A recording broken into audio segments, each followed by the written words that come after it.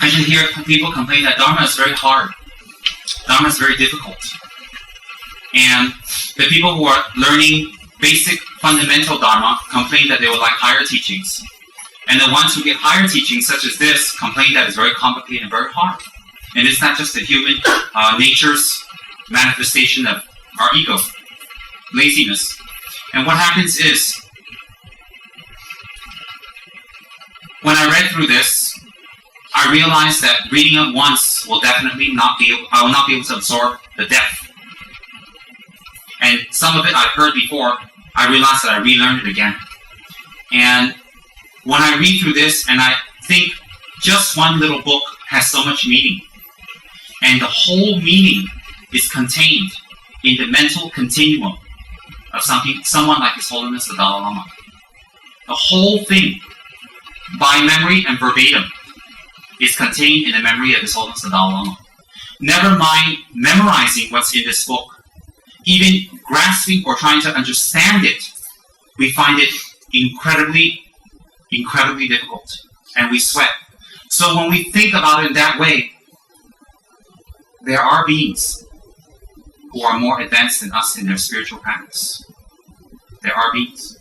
Sometimes we doubt if there are Buddhas. Sometimes we doubt if there are Bodhisattvas. Sometimes we doubt if the Buddhas and Bodhisattvas really do confer what it says in the scriptures. I believe they do. And there are ways of examining it, and one way of examining it is, I've done it, my personal method is through my guru. And the reason is because I look at my teachers and I see that they're unstinting in their perseverance to spread the Dharma. Unstinting. No matter what obstacles they face, they are unstinting and they never stop in their efforts to spread the Dharma. And for even one person, they will go round and round in many ways and many methods. They will use their personal time, energy, advice, knowledge, training, money, resources, friendship, words, and kindness for one person again and again and again and again, over and over, no matter how disappointing this person can be to themselves and to other people. They can do this over and over and over. This is what we call enthusiastic perseverance, effort, which is one of the perfections of the 6 paramitas. One perfection of the 6 paramitas. And to have that perfection becomes like a jewel ornament on one's body. Why? Jewels are meant to beautify us. So when we have the 6 perfections, like the 6 types of jewels we can wear on our body, they beautify our personality, they beautify our being, they beautify us as a person. And therefore we become someone worthy of praise and worthy of respect, one who has 6 paramitas. So our teachers can learn so much Dharma and absorb so much Dharma, like His Holiness. So much. That means they've taken that much time away from their personal life, their personal pursuits, and their personal wants and their personal needs. They've taken away from their personal aspirations and their personal desires. Every human being wants a comfortable house, a comfortable partner, a comfortable existence, lots of money to take care of commitments. Taking care of commitments and all that never, ever end. They don't end for us when we're young. They don't end for us when we're middle-aged. They don't end when we're old. They never end. And those debts are carried into future lives. Why? The actual money debts are not carried, but the emotional and the karmic dispositions planted in our minds will be carried into future lives. So what happens is, when we look at our teacher's knowledge, in this case, just one book, and then they have the knowledge of many, many, many, many books, and they understand it so well and depthly, they must have spent long nights in meditation, many hours of study, much sacrifice under the feet of their teachers, at the sacrifice of their own personal comfort, health, appearance, and their own pursuit of material happiness. They have given all that up in order to pursue the Dharma, in order that we can get something so profound. And this is in just His Holiness. I have many gurus like that. In fact, all. I have 14. So therefore, in that way, I look at them and I gain profound respect. Profound. Why? In my lazy mind, I haven't done that. And I advertise my laziness. I actually make jokes on the throne. I'm lazy. I go out to discos. I eat hamburgers, and I do nothing. And I'm proud of it. And I advertise it. And I SMS it. And I put it on a poster. I wear it on T-shirts. And I say it all the time. In fact, it's so bad that I've come to the point of glamorizing it. So when I look at my teachers, how can I disobey them? Those who are so learned and taking so much time to learn. Then I've seen my teachers come up with very, very different types of personalities. In the years that I've been in Dharma, 25 years, those who are flippant, jolly and happy, they come in and out like it's a fad. They do it for a few years, a few months, a few days, and then they're gone. They're in, they're out. It's like a new lollipop flavor. Yet my teacher is extremely patient with them, giving them gifts, advice, and love, and always available for them when they're ready. I've seen my teachers, such as Geshe Tsurim Gyaltsen. I've seen my teachers, who the students come and they just disappear for years. They come back again, they disappear for years. And every time he sees them, it's like he's seeing his own newborn child with love and affection in his eyes. And then I've seen my own teachers. Incredible. Like Kensur Jambayi Rinpoche, when his students have said negative things about him, yes, have said negative things and have doubted him, a pure monk like him, and have scourged him, because he's mentioned that to me. When they come to see him, he is smiling, he is kind, and he teaches them the Dharma. No trace of holding on to anything from the past. Where does that come from? Why is that different than us? Why is that different? It says here, by His Holiness, a real Sangha has 4 very special qualities. One is, if someone harms them, they do not respond with harm. Incredible. How many times have people said something to us or did something to us and we respond back? We may not do it immediately because we have our own little ways. Some smile, no problem, people are looking. When no one's looking, we get them. Some do it immediately. But a real Sangha member, Arya Sangha, is someone that when they're harmed, they don't harm back. They don't respond with harm. The second quality, His Holiness says, is if someone displays anger towards them, they do not display anger back. Displaying anger back means what? Shouting, screaming, that's not anger. Means with anger, they react back. Why? We can talk very nicely, but we can be very angry. Talking loud or soft is not an indication of anger. But when someone talks angry to us, a quality of a Sangha is they do not respond back with anger. Number 3, if someone insults them, they do not answer with insult. They answer with knowledge and wisdom. Number 4 quality of a Sangha is when they are accused of something, they do not retaliate. Those 4 qualities alone in a holy Sangha makes us praise the person. Praise that being that holds those kind of vows. Incredible, incredible. Why, in this day and age, which of us can hold even one of those? Very, very difficult.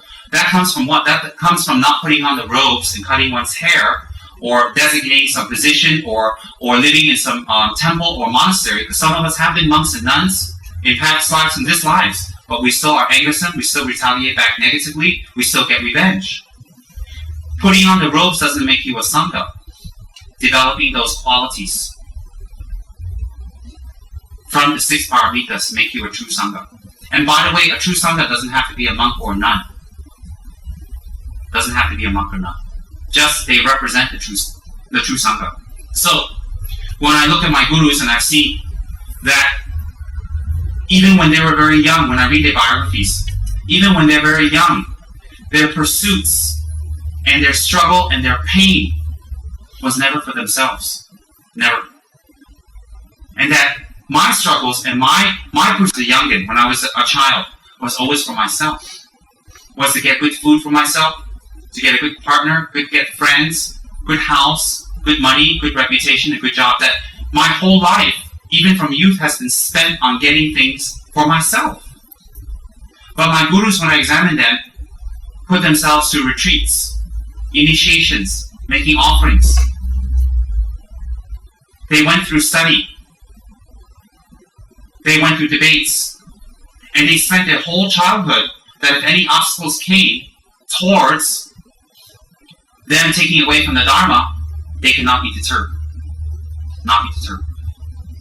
Some of us, even when we have no obstacle to the Dharmas, we create our own obstacle. We create our own obstacle. But when we read the biographies of our great masters, these are not stories. These are masters that we see in front of our eyes. These are masters that we see living. That even when they're very young, they pursue the Dharma, even through much difficulties. So there are masters who go through tremendous difficulties, and they overcome, and they still shine through and share the Dharma and not be affected by their pain. And even privileged lamas, highly privileged lamas, with respect, like His Holiness the Dalai Lama, who is brought up and born with a golden spoon in his mouth, but was never spoiled by it. How many of us are born into wealth and luxury and prestige and name and being pampered and having money and wealth and everything easy? We grow up useful, responsible, caring, loving, and we take on even more responsibility as a sign of our good breeding. How many of us?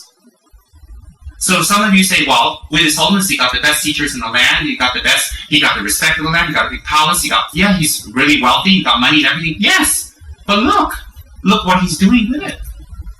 Look what he's doing with it. And how many of us, if we're born into that kind of privilege, would do the same thing? So either this way or this way, it's the same side of the coin. Living in wealth and being spoiled by it, or living in poverty and be distraught and brought down by it, is the same side of the coin. Attachment is attachment. And I will get into that more later. Attachment is attachment, according to His Holiness. So, when we look at their upbringing, when we read their biographies, they totally put themselves into the Dharma. They engage into Dharma.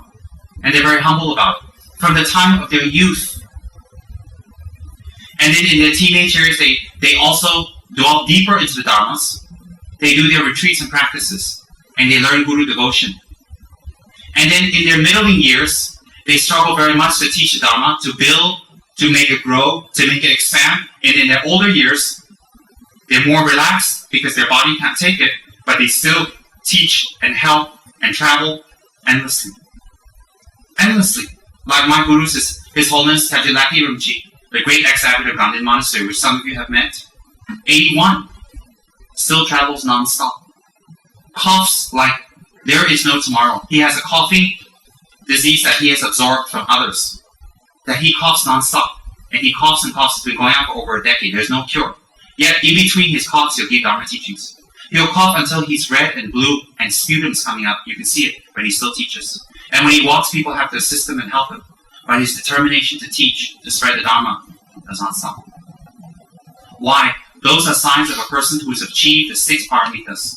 All self and pursuant or pursual of self is gone. So I've read these biographies of my lamas from a young age. They engage in practice. I've seen how they work tirelessly for other people.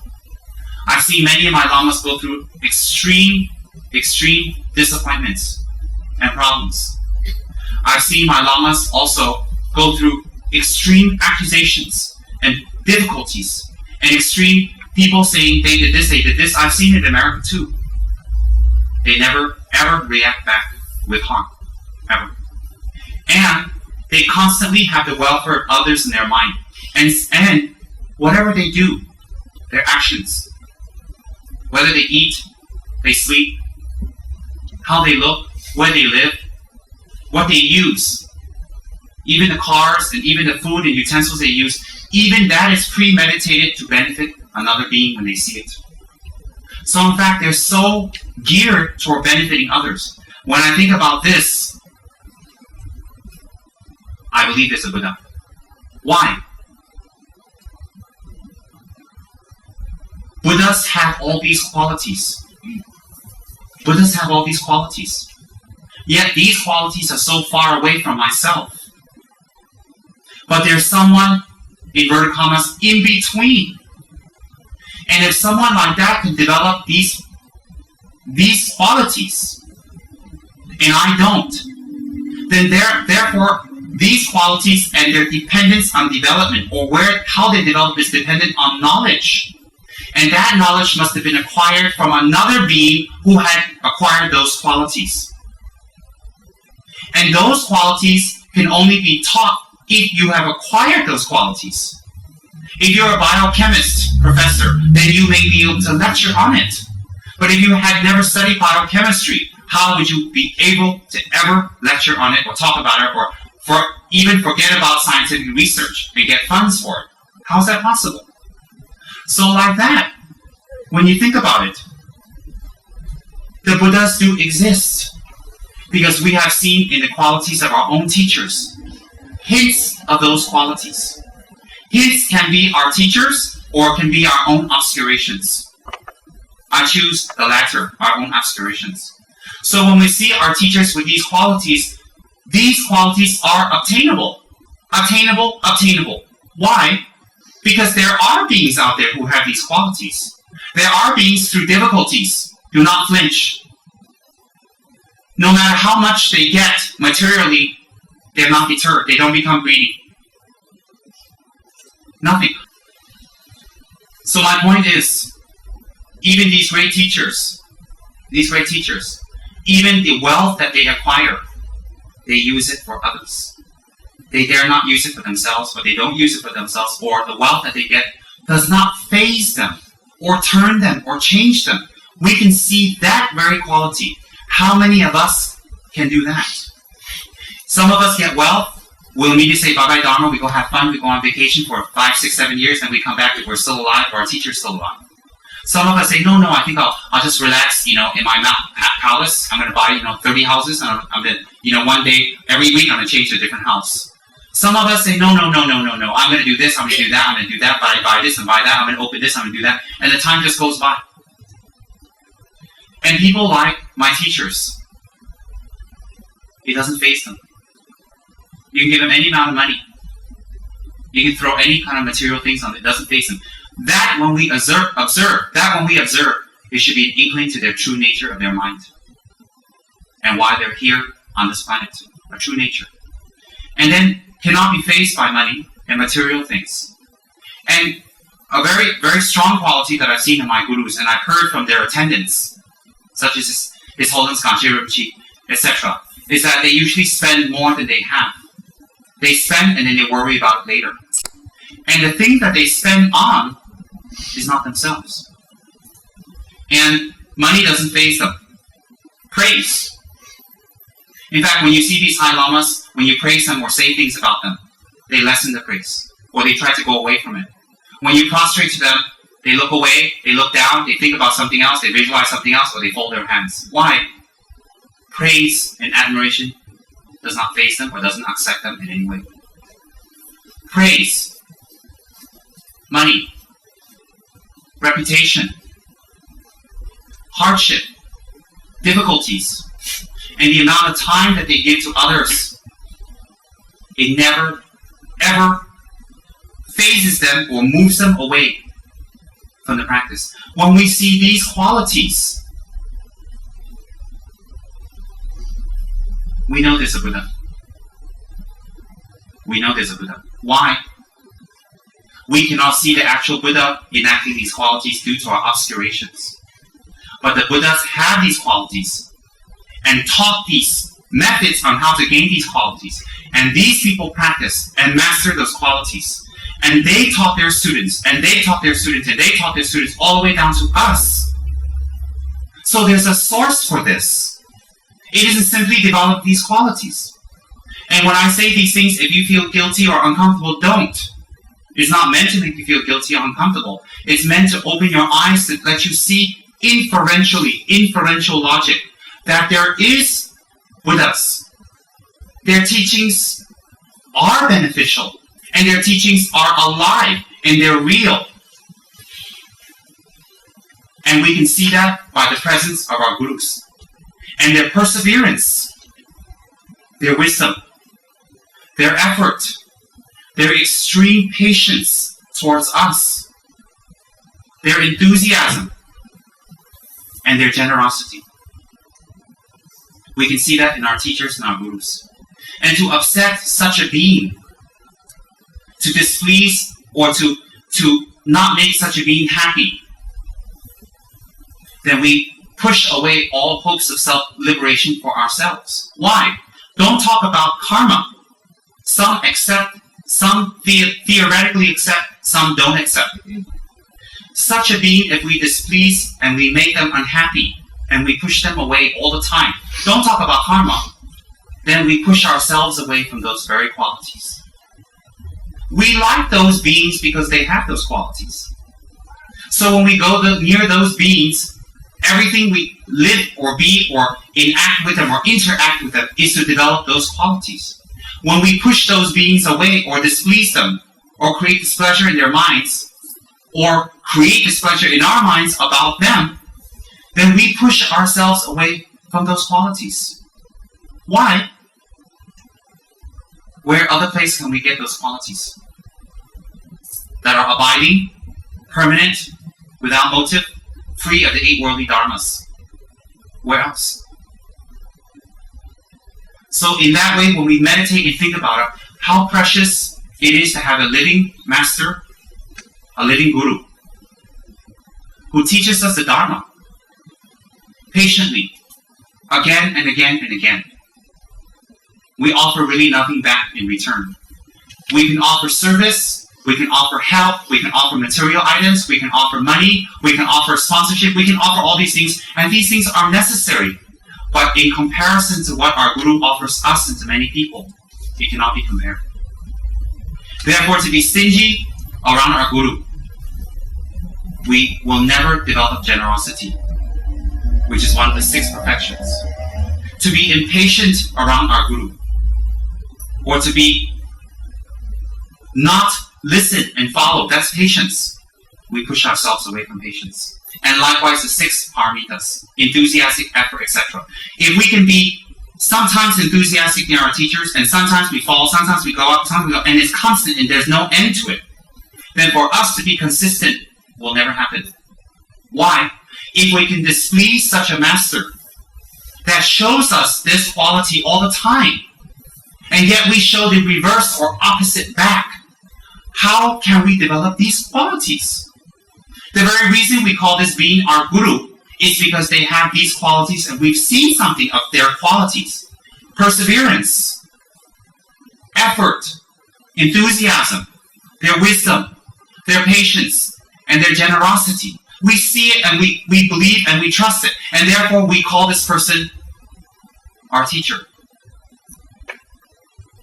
So therefore, we call this person our teacher is because this person has qualities that we don't have. It's not we're bad and they're good. It's that we need to be close to such a being in order to develop these qualities. And if we're around these beings and we don't take advantage to develop these qualities, that means we will never develop these qualities.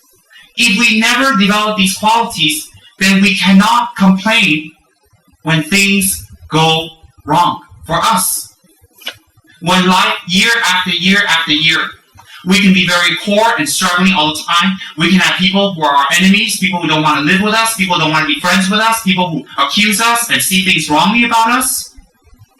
Or we can be very wealthy and we become lazy, we don't want to practice, or we become despondent.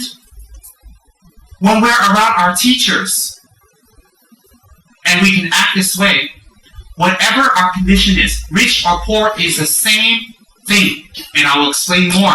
It's the same thing. Will produce the same results. Same.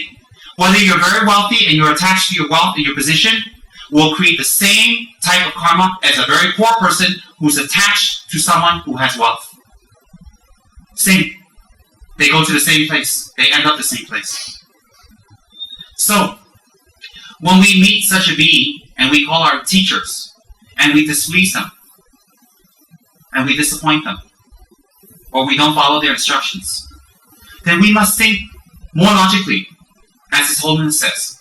In the Buddhist teachings, we're taught to even forgive and love our enemies. What more there is to say about our own Guru, who teaches us a precious path to enlightenment? It must be more than love. It must be born on mindful fanaticism. Mindful. So when our Guru gives us instructions, we should be fanatical about carrying them out. When he gives us practices, we be fanatical. Fanatical? about carrying them out. Do you know why? If we have observed our teachers to have these qualities, then everything that they teach us, peaceful, wrathful, laying down, sitting up, they come near us, they go away from us. They say come nearby, or they tell us to stay away. Or they scold us. They scold us for things we didn't do. They compliment us. They give us gifts, they don't give us things. They tell us to wait here or go here. Must be to develop those qualities. Must be. So if we fight back, or we are not following them fanatically, then we actually don't want those qualities. And if we don't want those qualities, we're not bad. But there are two ways to that one. If we don't want those qualities, A, we don't understand the benefits of those qualities and the destruction of our end, or the fear or the problem of our end that will arise later. A, B, we're simply too lazy. Due to what? We're evil? No. Very strong habituation. Very strong. So therefore, when we have such a being, when we have such a teacher, when we have the Dharma, when we have this opportunity, what happens is this. We have a chance to develop those qualities. We have a chance to develop those incredible paramita qualities, those 6 qualities. And they're incredible because those qualities are the source of everyone's happiness and security and stability and the source of us getting what we really, really want, materially and emotionally. Everything that we want that makes us unhappy, everything that makes us lazy, everything that makes us angry, everything that makes us greedy, everything that makes us doubtful, everything that makes us, with no effort, lack of consistency, everything that makes us that, and those qualities make us suffer, will be taken away and removed when we achieve the 6 paramitas. Example, right now you're listening to this, you're going, wow. But if you didn't receive these teachings, how would you practice? How would you know what to practice? How would you know what to practice? Do you know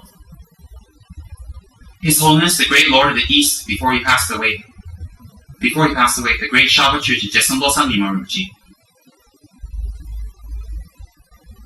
before he passed away, you have to understand something. Let me tell you something about Gelupa hierarchy. You go to the monastery as an ordinary pasture boy, and you study, you become a geshe after about 15 to 20 years. And that's including examinations. You get your degree from the government and His Holiness.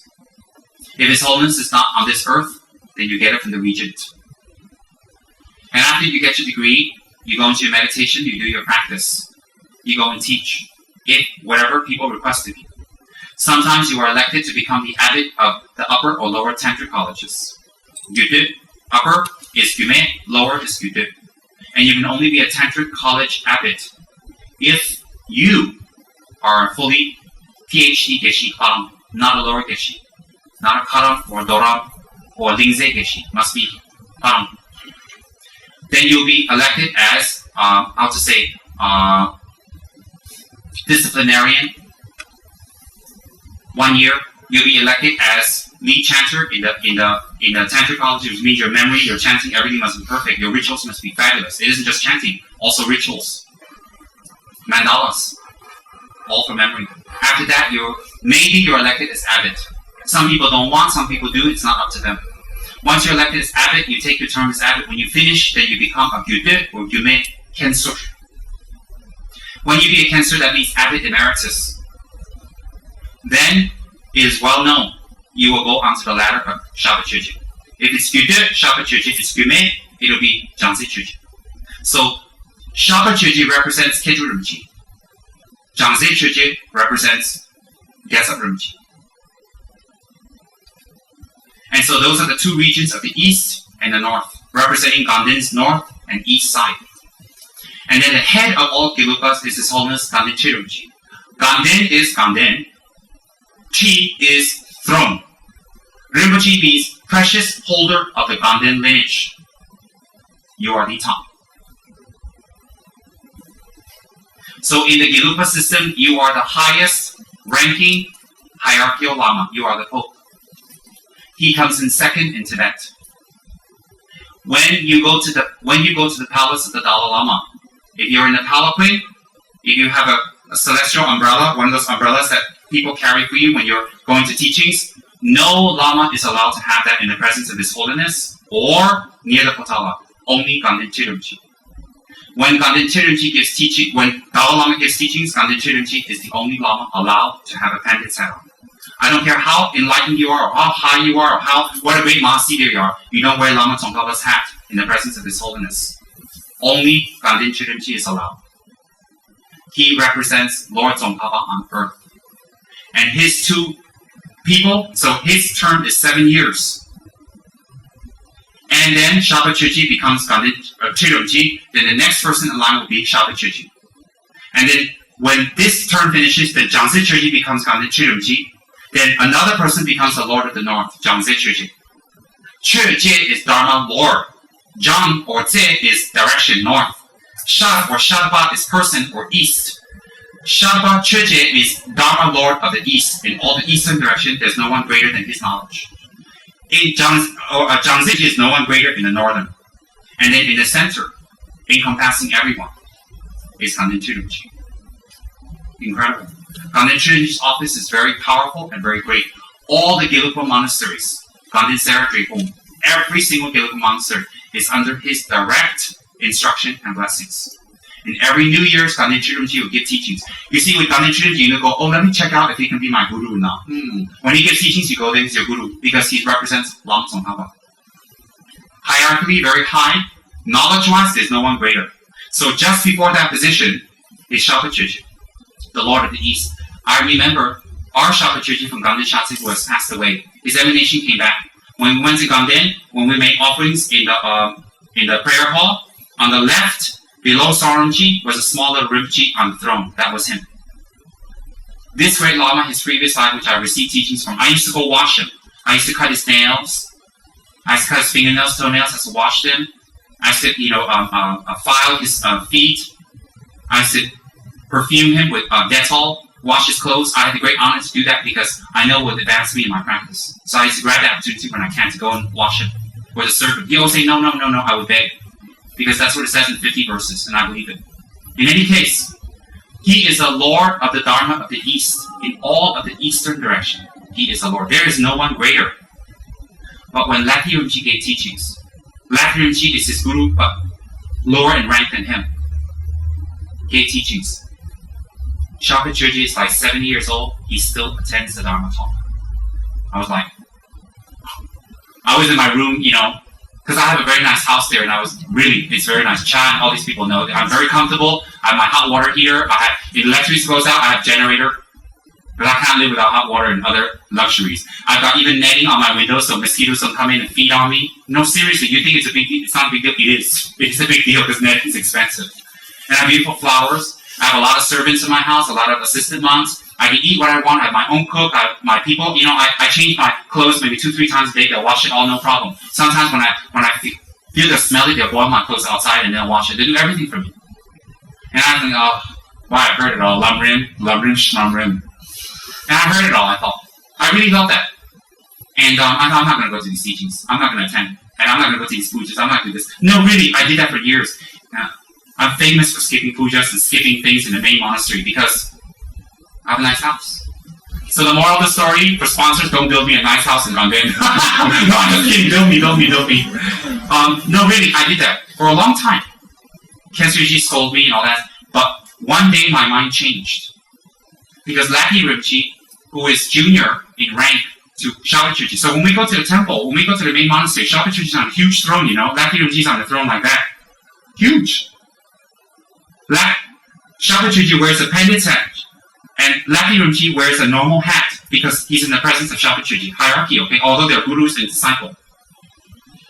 And when hierarchically, he doesn't have to go for these teachings anymore. Actually, it's not necessary because he's Shalpa Chöchi. So when he comes, they are in a dilemma, how to make a throne. It's no joke, how to make a throne. His throne is the highest, but his guru's throne is got to be higher, but hierarchically it's not correct. So I can hear the monk saying, how? So I just stand and go, what about my throne? Nobody's talking about my throne, you see. So of course I'm very humble, but I drop hints, what about my throne? What about my throne? Where? I got 30 spies, I said, what about my throne? They're like, excuse me, what about Tenramji's throne? Shh, go away, you cockroach. I'm like, cockroach? That's right, I'm worried about my throne. They're worried about these great masters' throne. Okay, the point, when Lakirunji gives these teachings, Shapachuji is a Geshe Hwaram. He is a disciplinarian, a lead Umze, and an abbot and ex-abbot of Gyude. And on top of that, he has ascended the Ganden throne of Shapachuji, Lord of the East, and he's going to be Ganden Chiramchi. And when Lakirunji is giving Lamrim, he says, I forgot some things, I want to go and learn. I was like, I heard that with my own ear. Because I went for teachings with him, and I asked, are you attending teachings? He says, oh, of course. He says, Dharma talk? Must attend. I said, why? He said, Bacha Shower, it means I must plant imprints in my mind for the future. I must plant imprints. And I realized what he means when I read this. Imprints, how important they are.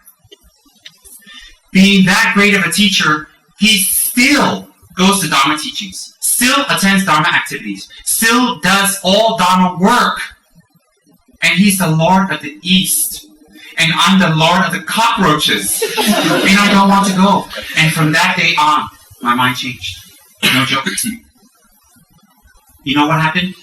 I'll tell you why it changed. I realized that when we understand the Dharma enough, we can gain this kind of enthusiasm.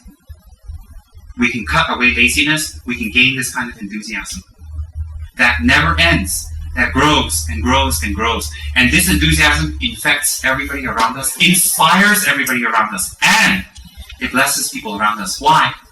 It's very nice to see everybody attending Dharma or doing Dharma or being together. That's why we have this together. I used to be talk at home because I'd be lazy to go to puja because I have to dress up and look proper, and sometimes I forget the rituals that I don't want to embarrass, or all that stuff, all the formality. So I always try to skip pujas, and then Cancer would go to pujas. I said, Cancer, why don't you skip pujas? You look tired today. He said, no. Puja with the Sangha talk cannot miss. I said, no, you look very tired, why don't you miss it? And he said, what are you getting at? I said, because people go, I have to go. He said, oh, I knew it. I knew you had multi-plan. It was true. I was thinking, oh God, if Cancer doesn't go, then, I can stay home and take care of him. Serve him and massage him. To skip puja, because it's like hours and hours and hours and chanting and all that stuff. And so, when I saw all this, it changed my mind. Not in a negative way. I'm not criticizing you or anyone, and I'm on tape. I'm not criticizing. I dare not. Why? Everybody has their karma. But we can't use that as an excuse forever. When I experienced that, when I saw that, I thought, wow. So these lamas spend this much time.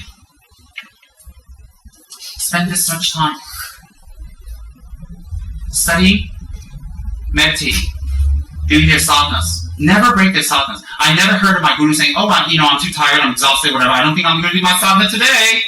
Never. I'll see my old gurus with diabetes, and their insulin is shooting up. And they have their arms swollen, and they're suffering. And they sit there like this, do their sadhanas. Even His Holiness Trijanaramaji, when he was very, very sick in the hospital, could not do his sadhana. He was very ill. So his attendant read his whole sadhana to him. It's permissible that when we're sick, we have someone read our sadhana to us. So at least we hear it, even in that kind of situation. And their sadhanas are 6 to 7 hours a day. They'll never miss it. So, for us, 50 prostrations a day, 35 confessional Buddhas, recite Manjushris, only if my samsara activities allow me. Because samsara is a higher Buddha than Shakyamuni. Of course. We worship samsara. Why? Our altars are small, our statues are small, but our car is big, our house is big, our trips are big, and our food, and Chinese really can spend on a restaurant $300-400, never mind.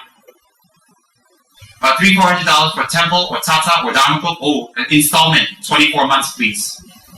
Yes, we actually worship samsara. That's not criticism.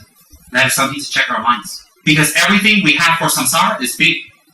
Everything for dharma is small. The smallest statues, the cheapest statues, the biggest bargains.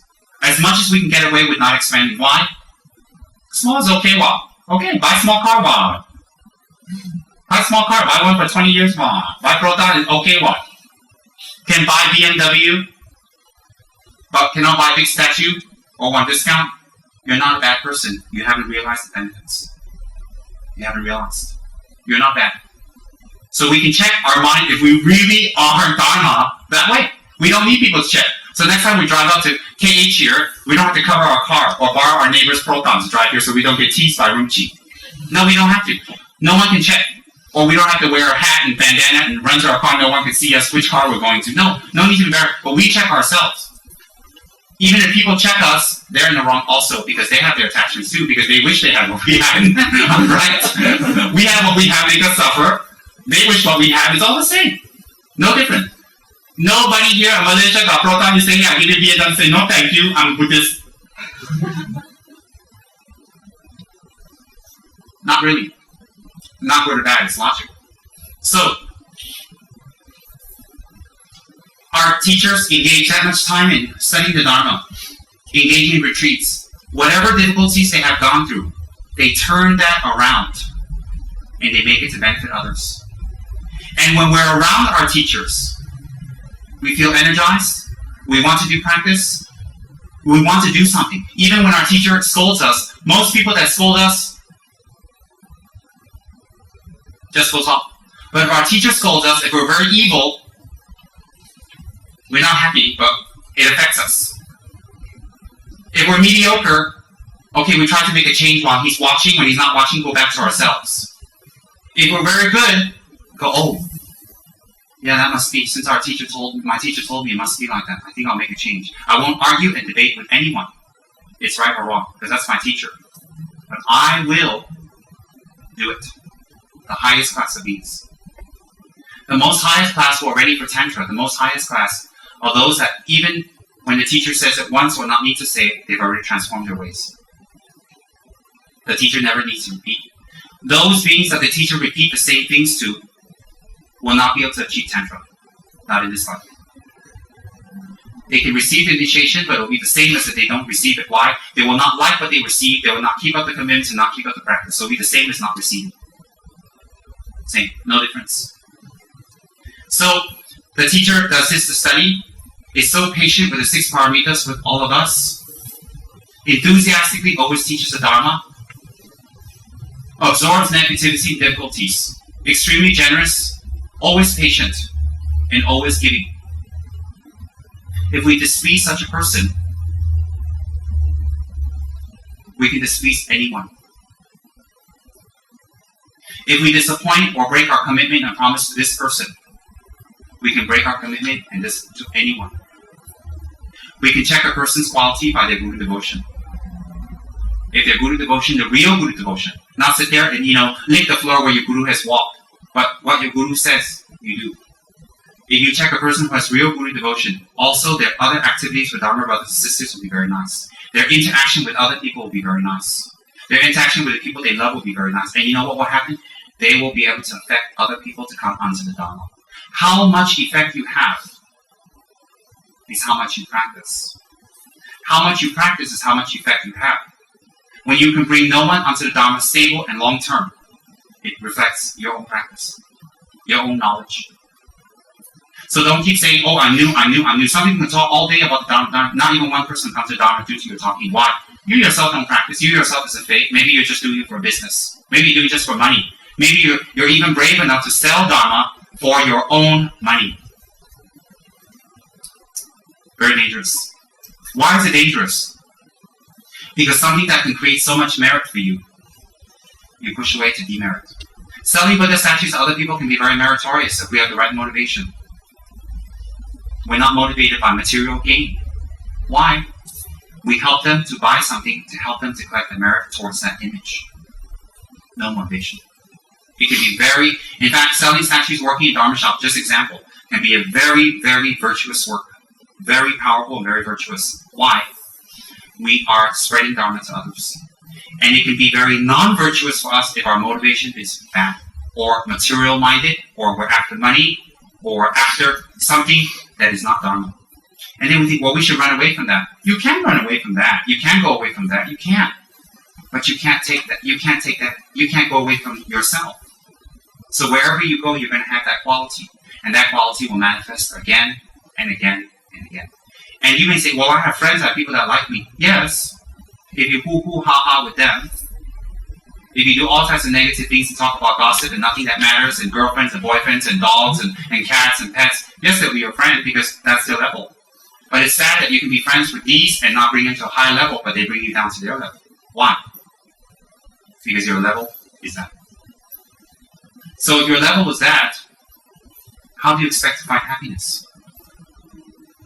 How do you expect to come out of your problems and difficulties? How do you expect to make a better world for yourself and the people you love? How do you expect to find that? So, Guru devotional practices are not fanatical. They are not illogical. And when we do them correctly, they will point out to us that a Buddha does exist. And Buddha attainments are possible. And higher attainments are possible. And higher ethical qualities of human beings, kindness and forgiveness, generosity, are definitely possible. Why?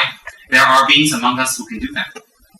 So to be near such a being, to be around such a being, or to be in contact with such a being, or to support, or to help, or do anything near such a being, and I've done it many times with my gurus, in any way, will only serve to benefit us and to benefit others.